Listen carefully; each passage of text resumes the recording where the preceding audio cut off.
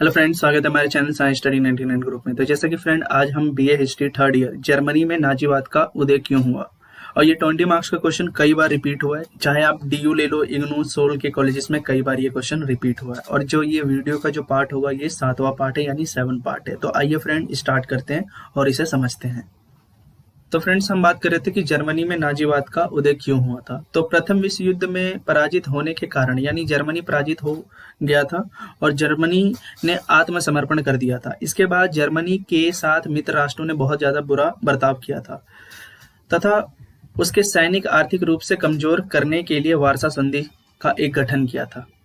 इसके बाद जर्मनी की आंतरिक परिस्थितियों में तेजी से बदलाव आ गई और अराजकता, आर्थिक संकट, क्षतिपूर्ति की भारी भरकम धनराशि ने जर्मनी की दुर्दशा कर दी थी। यानी हम बात करते हैं कि जर्मनी से देखा जाए तो वार्सा संधि के दौरान जर्मनी से सारी चीजें ले ली गई थी और वाइमर जो गणराज्य था वो बुरी तरीके से असफल रहा। इन्हीं खराब परिस्थितियों के कारण हिटलर ने नाजीवाद का उदय किया था। नाजीवाद क्रांति के उदय होने के क्या कारण थे? तो नाजी दल का मूल नाम क्या था? राष्ट्रीय समाजवादी जर्मन मजदूर दल था। इसका जो संस्थापक था वो कौन था? हिटलर था। 1923 से लेकर 29 तक नाजी दल ने पार्टी को मजबूत बनाने में समय समय पर खर्च किया और इसके बाद 1932 में चुनाव में नाजी दल को 13 स्थान प्राप्त हुए और 30 जनवरी 1933 को हिल्डेनबर्ग ने हिटलर को जर्मनी का चांसलर नियुक्त कर दिया।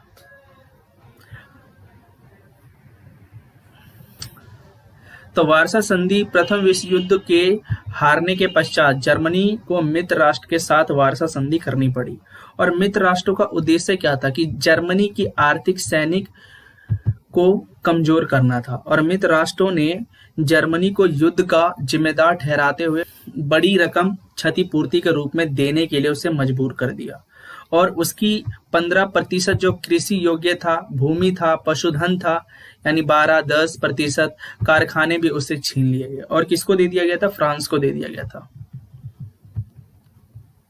जर्मनी की सैनिक संख्या का 1 लाख निश्चित की गई और पनडुब्बी और लड़ाकू विमानों रखने पर पूरी पाबंदी उस पर लगा दी गई थी, जिससे जर्मनी भविष्य में मित्र राष्ट्र का सामना न कर सके। जर्मनी अपने साथ हुए अपमान का बदला लेना चाहता था। आर्थिक संकट के बारे में हम पढ़ते हैं। तो फ्रेंड्स, अब हम बात कर रहे हैं आर्थिक संकट के बारे में। तो विश्व में 1929 से लेकर 1933 तक गंभीर आर्थिक संकट पैदा हो गई थी। तो जर्मनी की जो हालत थी ना, आर्थिक संकट, वो बिल्कुल खराब हो चुकी थी, दयनीय यानी क्षतिपूर्ति हो चुकी थी। तो आर्थिक स्थिति चरमरा उठी और अधिक खराब हो गई थी और 1930 में अकेले जर्मनी में 5 लाख लोग जो थे बेरोजगार हो गए थे। तो हिटलर ने क्या करा कि जर्मनी सरकार को इस स्थिति का जिम्मेदार ठहरा दिया, ने दिलाया था।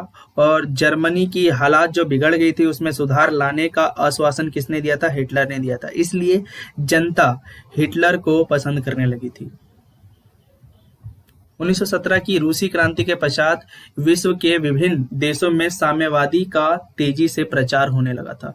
जर्मनी के पूंजीवादी साम्यवाद के बढ़ते प्रभाव से बहुत अधिक क्या हो गया था? वो भयभीत हो गया था। यानी हम बात कर रहे हैं कि जर्मनी के जो पूंजीपति थे ना, वर्ग लोग, बड़े बड़े जो लोग थे, वो साम्यवाद के बढ़ते हुए प्रभाव से भयभीत हो गए थे। तो हिटलर भी साम्यवाद को पसंद नहीं करता था। तो कहीं ना कहीं हिटलर भी अपने मार्ग में वो देखता था कि ये बाधा है। तो इसलिए हिटलर ने क्या करा कि जर्मनी के पूंजीपति और वह जमींदारों का समर्थन प्राप्त कर लिया, जिससे और ज्यादा नाजीवाद को बढ़ावा मिला, क्योंकि वो नहीं चाहता था कि अपने देश में साम्यवादी व्यवस्था को लाए। क्योंकि उन दिनों अगर देखा जाए तो समाजवाद का प्रचार पूरे देश में फैल रहा था। यहूदी विरोधी आंदोलन, जर्मन निवासी का समर्थन प्राप्त करने के लिए हिटलर ने यहूदियों का सफाया कर दिया। इस समय यहूदी जर्मनी में अच्छी स्थिति में रहते थे। जर्मनी में अगर देखा जाए तो उनके पास बड़े उद्योग होते थे और यहूदियों का नियंत्रण रहता था उस पर, और साधारण जो लोग थे ना उनसे घृणा करते थे, पसंद नहीं करते थे यहूदियों को। इसलिए हिटलर ने जर्मनी के लोगों की बुरी स्थिति का जिम्मेदार यहूदियों को ठहराया और उसकी यहूदी विरोधी शैली जर्मन जनता में बहुत ज्यादा लोकप्रिय हो गई। फलस्वरूप हुआ क्या, जर्मनी में नाजीवाद के विस्तार को और ज्यादा क्या मिलता है, बढ़ावा मिलता है। हिटलर यहूदियों को बिल्कुल नहीं पसंद करता था, वहां की जनता भी यहूदियों को नहीं पसंद करना चाहती थी। वो खुद कहती थी कि हमारे देश से यहूदी लोग निकल जाए, या सफाया चाहती थी हिटलर, या सफाया चाहता था हिटलर।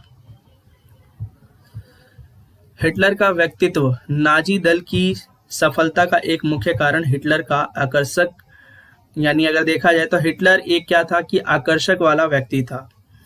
उसके भाषणों में जनता को आकर्षित करने की जो कला थी वो अद्भुत थी।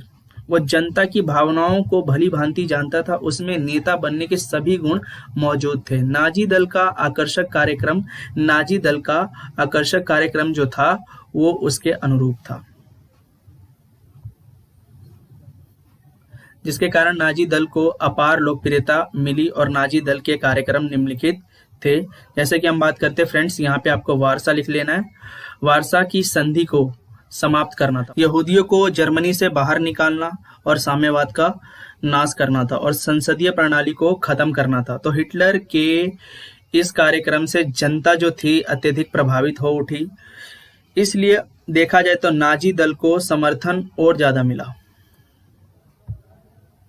तो फ्रेंड्स हम बात कर रहे हैं सेना तथा नौकरशाही का समर्थन। तो हिटलर को सेना तथा नौकरशाही का भी समर्थन उसे प्राप्त हो गया था, क्योंकि उग्रवादी कार्यक्रम जर्मनी के सशक्तिकरण की मांग सैनिकों तथा भूतपूर्व सैनिकों को पसंद आ गए थे। इसलिए अगर देखा जाए तो सैनिक हिटलर की खुद मदद कर रहे थे। तो दूसरी तरफ अगर देखा जाए तो हिटलर द्वारा अनुशासन तथा देश प्रेम पर अत्यधिक जोर देने के कारण नौकरशाही भी उसके सहानुभूति रखने लगे, और नौकरशाही वाइमर गणराज्य की लोकतांत्रिक प्रणाली से असंतुष्ट थे और ऐसी सरकार चाहते थे कि जो मजबूत तथा अनुशासन प्रिय हो। नाजी दल जनता की इस आशा को पूरा कर सकता था। तो वाइमर गणराज्य की असफलता, प्रथम विश्व युद्ध में हार के पश्चात जर्मनी के एथेंस वाइमर के एक नए संविधान का निर्माण किया गया। तो फ्रेंड्स यहाँ पे आपको वाइमर लिखना है, ये गलत हो गया है, तो आप यहाँ पे वाइमर लिख लीजिएगा। तो परंतु विश्व युद्ध की क्षतिपूर्ति की राशि, महान आर्थिक मंदी ने वाइमर गणराज्य को सफल नहीं होने दिया था।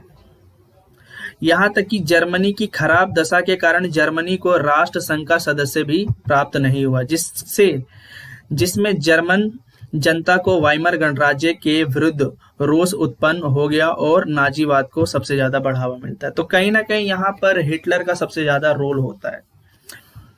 तो फ्रेंड्स हम बात करें निष्कर्ष, नाजीवाद के उदय का मुख्य कारण क्या था, वारसा संधि। तो जर्मनी को अपमान भी सहना पड़ा, परंतु लगातार बदलती परिस्थितियों के कारण जर्मनी की हालात बदतर होती चली गई और आर्थिक मंदी, साम्यवाद के भय से जर्मनी में हिटलर की लोकप्रियता बढ़ गई थी। हिटलर का एक टारगेट बन गया था कि वारसा संधि को खत्म करना था। तो फ्रेंड्स यहाँ तक हमने पढ़ लिया है। तो फ्रेंड्स हमारा जो टॉपिक है ये खत्म हो गया है। तो आप अपने नोटबुक में इसे लिखिए ताकि आप अपने एग्जाम में अच्छे तरीके से नंबर ला सकें। तो फ्रेंड्स 1 से 2 बार अगर आप वीडियो देखते हैं तो आपको समझ आ जाएगा। तो फ्रेंड्स हम नेक्स्ट वीडियो में मिलते हैं।